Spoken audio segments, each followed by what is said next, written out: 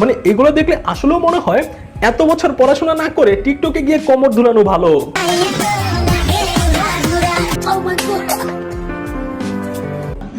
আচ্ছা, খাবার দাবার সহ ওর বেতন পড়ে যায় প্রায় 15+। অল্প পানির মাছ যখন হঠাৎ করে বেশি পানিতে পড়ে তখন তারা এইভাবে টাকার গরম দেখায়। এই যে কথাগুলোর মধ্যে এই লেভেলের অহংকার, এইগুলো কিন্তু বেশি দিন থাকে না।